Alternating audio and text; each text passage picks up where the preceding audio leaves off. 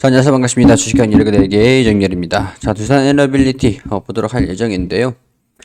일단 두산 에너빌리티 제가 이제 매도 삽니다 했을 때 사고 팝니다 했을 때 팔았었어요. 17,000원 부근에서 팔았다라고 설명을 좀 드리기도 했었고, 그 이후에 이제 주가가 좀 하락을 했습니다. 오늘 또 도지형 캔들이 나왔는데, 이게 도지형 캔들을 설명을 좀 드리면은 약간 음봉이죠. 음봉. 그러니까 주가가 이런 식으로 분봉에서 떨어졌다가 올라갔다가 딱 이 구간에서 멈춘 거예요. 그러니까 주가가 떨어졌다가 올라갔다가 떨어진 거. 이게 오늘 하루 정도 여기 딱 여기서 멈춘 게 도지 십자 캔들이라고 합니다. 십자 캔들. 그러니까 매수세도 매도세도 보합이었다. 이걸 이제 표현을 하는 것들인데, 오늘 좀 이게 바닥권이 좀 될 수 있을 가능성들이 있을 것 같아요. 제가 이전에도 말씀을 드렸을 때 61선 그리고 21선 올라가기 위해서는 21선을 뚫어줘야 된다라고 설명을 드렸는데, 이때도 약간 이게 반전 캔들이라고 할 수 있을 것 같거든요. 상황이 반전되는 캔들, 뭐 물론 이제 완전 다 똑같지는 않습니다만, 이전에 여기서도 이런 식으로 도지형 완벽하진 않아요. 항상 똑같진 않아요. 그리고 상단 부분에서도 뭐 매도세, 자 뭐 어쨌든 간에 도지형 이런 식으로 이 바닥에서 이런 도지가 십자 캔들이 좀 나와주면은 어느 정도 신빙성이 좀 있고, 상단 부분에서도 이런 식으로 이런 식으로 약간 도지가 많이 출현을 하면 어느 정도 뭐 수급이 좀 죽었다 이렇게 판단을 할 수가 있거든요. 상단보다는 바닥에서의 효과가 조금 크긴 합니다. 바닥에서 십자 캔들 약간 이런 식으로 뭐 일단 뭐 해석하기 나름인데, 딱 이게 나와줬어요. 근데 이제 음봉이잖아요. 음봉. 약간 매도에 힘이 좀 더 들어갔다 이렇게 판단할 수 있는데, 뭐 이거는 뭐 단순히 기술적인 부분들이라서 큰 의미는 없지만 뭐 기대를 해보기에는 나쁘진 않습니다. 자, 오늘 시장 자체도 일본의 엔화, 급격한 엔저 고물가 못 견딘 일본 10년 고수한 금융 완화 결국 수정했다. 사실상 금리 인상이다라고 판단을 하면서 통화 정책의 완화 이런 것들이 종료가 됐고, 국채 3년물이 15bp 정도가 급등을 했습니다. 일본이 좀 안전자산에 뭐 그런 엔화가 그런 성격이 좀 있기 때문에 달러 다음에 기축통화라고 할 수 있는 엔화의 강세 이런 것들이 국내 증시에 긍정적으로 반영이 되지 않고, 약간 이제 통화 정책에 대한 그런 오히려 반대 피봇이 된 거죠.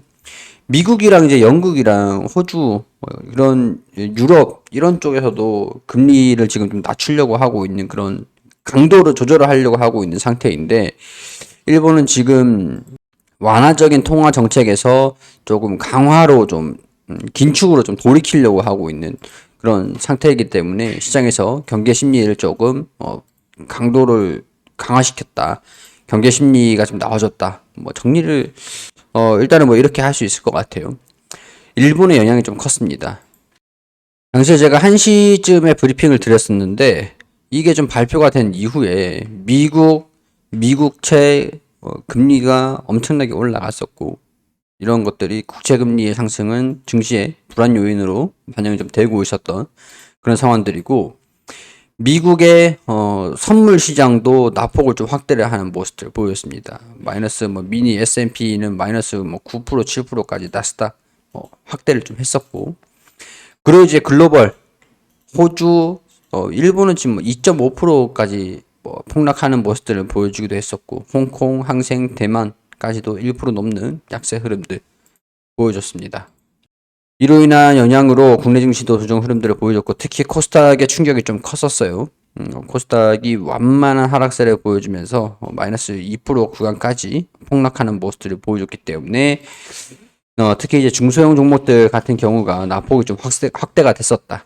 이렇게 좀 판단을 할 수 있을 것 같습니다. 거기에 비해서는 오늘 주가 하락이 조금 변동성이 이렇게 크진 않았었던 상황이라고 할 수 있겠죠.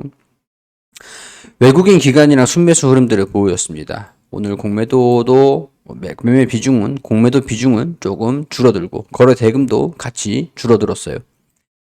자, 단기적으로는 우리 다른 기업들은 낙폭을 좀 확대되는 그런 패닉장이었다라고 할 수 있겠지만 두산 에너빌리티 같은 경우에서는 오히려 안정 바닥을 조금 확인한 시장이 아니었을까 그런 생각들이 좀 들기 때문에 내일 흐름들을 보고 60일선 이탈하지 않고 살짝 반등이 나와준다, 지지를 받아준다라고 하면은 저는 여기서 다시 모의 계좌로 순매수를 한번 좀 해보지 않을까 그런 생각들이 드니까 대응 잡아가시는 분들 따라하시라는 말씀을 드리는 건 아니고 그냥 참고만 하시라고 말씀을 드리는 거고 교육에서 제가 활용을 할 수 있도록 진행을 하는 거니까 참고하시면 좋겠습니다. 자, 그리고 공시가 하나 나왔습니다. 공시가 나왔는데 일단은 한국가스공사랑 지난 2017년도 최초 공시를 보면 한국가스공사에서 2천억 원 가량들 당시에 이제 단합 의혹들이 좀 있었고 거기에 대한 소송이 좀 진행이 되고 있었던 게 있었거든요. 한국가스공사랑 2천억을 가지고 갚는 날까지 연 15%의 비율에 대한 금원을 지급하라. 여기 보면은 액화 천연가스 저장 탱크 건설 공사 입찰 단합 관련 손해배상 청구 소송. 이게 한 기업들이 한 7개 기업들 12개사라고 나와 있네요. 12개사에서 이 금액을 지급해라, 부담해라.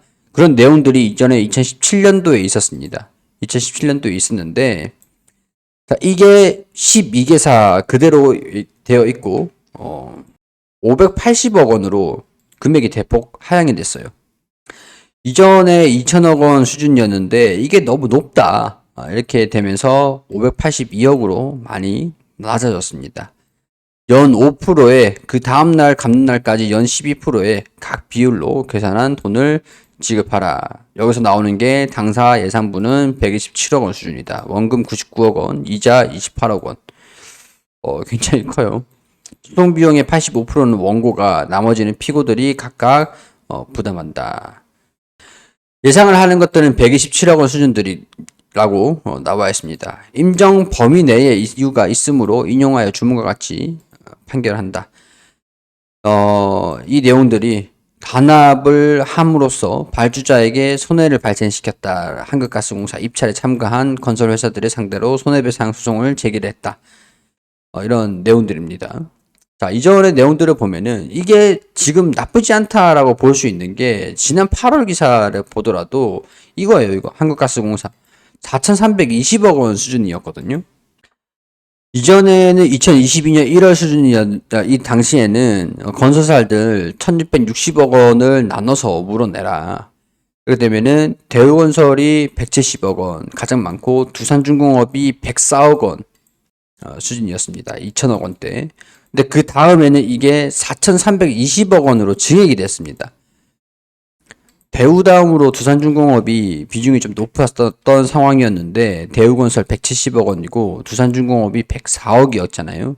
이게 4천억 원까지 증가가 됐었고 그게 지금 582억 원 수준으로 낮아졌던 겁니다. 그렇기 때문에 뭐 예상분은 127억 원, 이자가 좀 더 늘었죠.